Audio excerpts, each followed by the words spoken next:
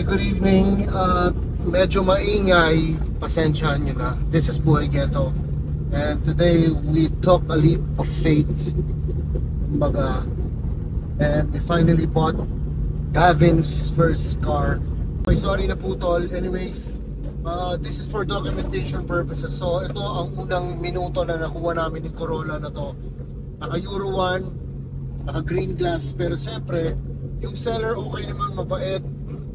However, hindi siya talaga nagbigay ng complete information for this vehicle. Lagi sinasabi, nakuha niya na assist na ganito, ganyan, ganyan. Which is somehow fair, pero somehow, syempre, always remember when you're selling a car, you should know everything about it. Alam mo yun, for transparency. The dash is shit. See? Bagsak, mga nailaw, everything is shit. Pero okay lang yan. You have to look past that kasi if you want to build something, you got to, alam mo yan, malawak ang isipan mo. Pero anyways, it's running as you can hear. It's maingay. Hindi yung makina, it's more of a bearing. And ang laki ko ito po, upos yung preno. Sobrang nipis na yung brake pad. Kaya pinatutunog. Totoo lang, pinapawisan ako sa kakaisip ano yung mga kailangan kong gawin and everything. Syempre, gusto ko itong coaching to is okay for Gavin, my son, syempre. So it has to be corrected. So itong bagong project natin, it's a start. It's gonna be a long run compared sa original yung project natin at Lancer Secret. It's more of a path of passion project eh. Madali siya gawin because alam mo yun, ano siya, more of a Sunday car or pagtitripan lang natin. Ito hindi. So wish us luck, wish me luck, wish Gavin luck that this turns out to be good and an exciting project. So unang gabi lang to. So bukas pag maaraw na sipatin natin. Okay? See you later guys.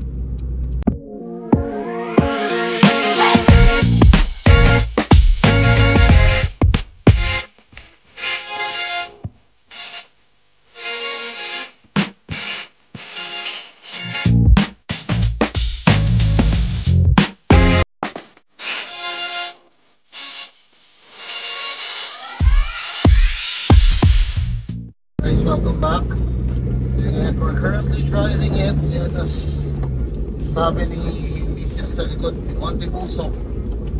Fuck, hindi ko alam kung tama ang desisyon ko, pero I accept my fate right now. Pero ito na yung steering ha, so may issue siya sa alignment and sa camber, and the wheels fucking suck man. Mas 16 siya muna. Time kagawa, embrace reality. Okay lang. Actually, pinapanervous ko lang si Gavin. Kasi, look at it. Alam ko mahina audio nito or either i-reduce ko yung noise para ma-figure out natin. Pero, it's noisy. So, it's annoying and the brakes are weak. The floater, nagpagas ako 1,000. Nawala yung ilaw pero hindi umaangat, so may issue sa floater or sa dash, pero we'll get it sorted out. Close kwentuhan natin itong project na to for sure. Daming gagawin, exciting, yes, nakaka-nervyos, oo, kasi gastos, pero to correct it, we have to do it, diba? Yun lang, sige, added information lang to. I'll see you on the next video. In the morning, so I had to double check kung na nag-iinip na ako kagabi, pero we bought Gavin's first project car. Gavin's first project car. Puta na, my humor's fucking off. It's been off actually for quite some time, pero ito. So today dalhin ko sa shop, sipatin natin. That's a fucking beautiful face. Alam ko mahilig ako sa project car. You've all seen my projects. Pero ano may Evo 4. Sobrang linis, sobrang ayos. This one otherwise speaks for itself. Good morning, and it's no Tornillia, crazy The dash is crazy. Oh, tangina. It looks like the lower part of a 1999 prostitute. Just go. Pero syempre, laban pa rin. Everything's messed up. Nahanap ako sa buo na. Kulang.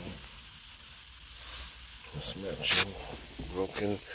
What the fuck? Ang dami. Yun lang. First update. Ang unang sipat sa loob. I guess like that. Of course, it's a manual. Just start look at that shit. Huh? Diba? Oh, warning. Pinagasan ko ito 1,000. Ayun, tumaas naman pala. Pintado to si seller. Living on the edge. So, let's see the first time.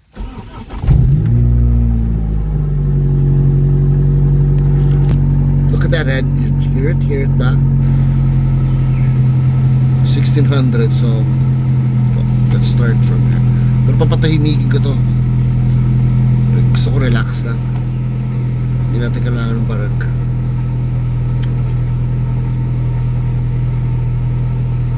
Hard. Kago. So, this is our second drive. Technically day 1. The brakes is shit. Feel ko talaga sumasapol ang rotor. So that's why it's very noisy. And damn, kulang may bell bearing ba yun o ano? Ingay. So, fixable. Though very annoying. You know, I love a good challenge. And this is a Toyota. So, welcome to the POV ng Buhay Ghetto. Sa mga bagong kakanood lang, ganito talaga ako mag-video. Isang explanation ng Buhay Ghetto is buhay ghetto. Tamang-tamang praning. Tamang-tamang tipid. Ganito talaga style ko. So, magulo, not well, cheap production, POV lang. Tapos kwentong kaibigan, kwentong diretso. Anyways, tinan nyo, this is straight. Tabi niyo yung manibela. Crazy day, huh? God damn! God damn! God damn!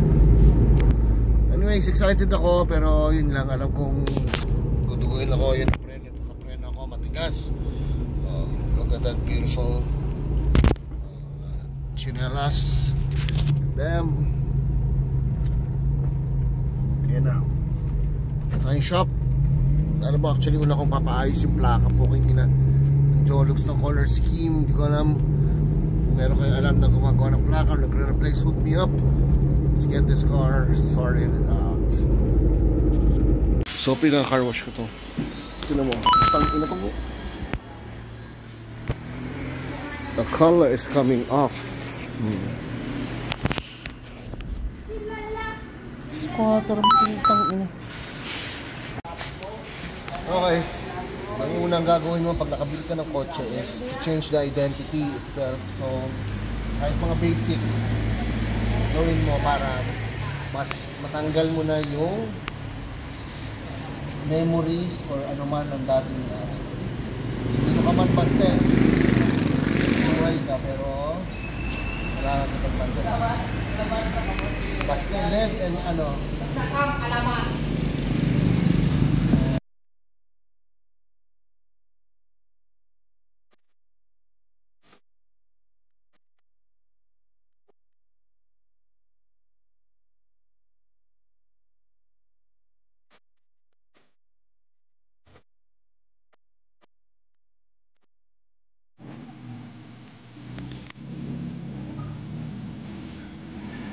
Parang gusto niyong sirain.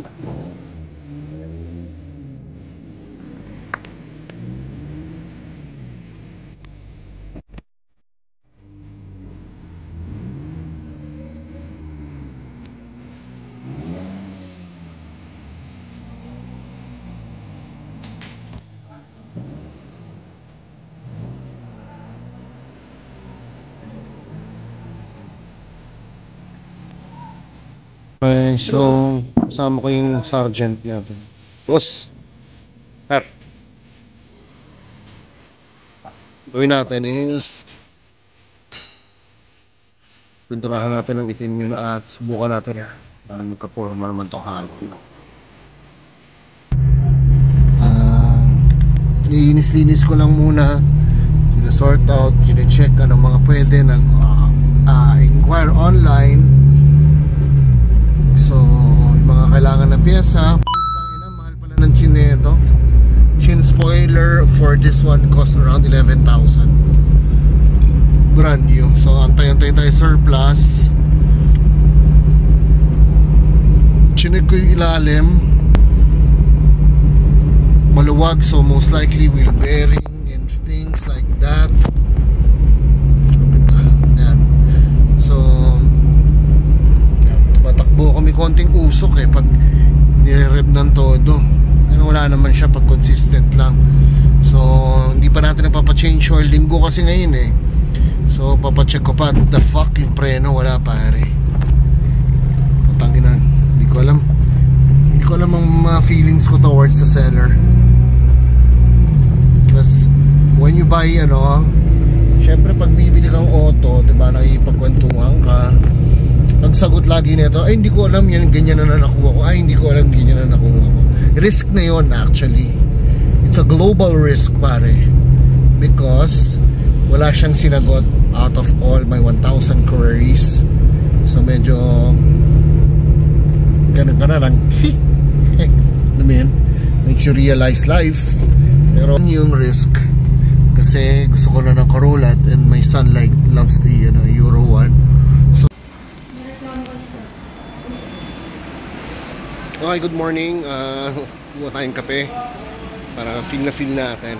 Nasa customer cradle tayo today.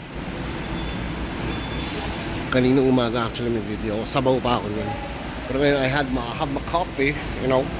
Coffee makes the world better. So here we go. So dinala na natin yung Corolla for a basic tune-up.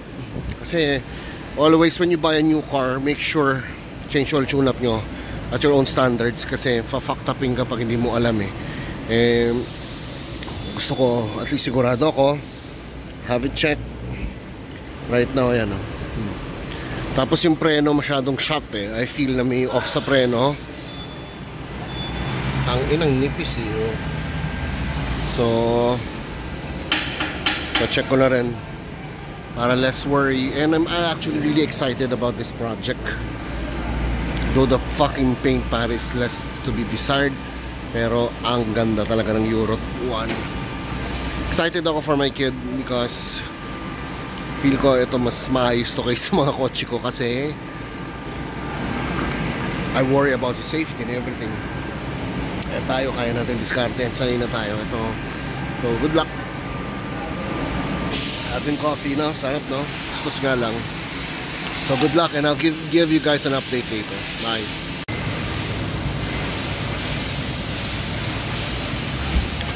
What is this? What is this?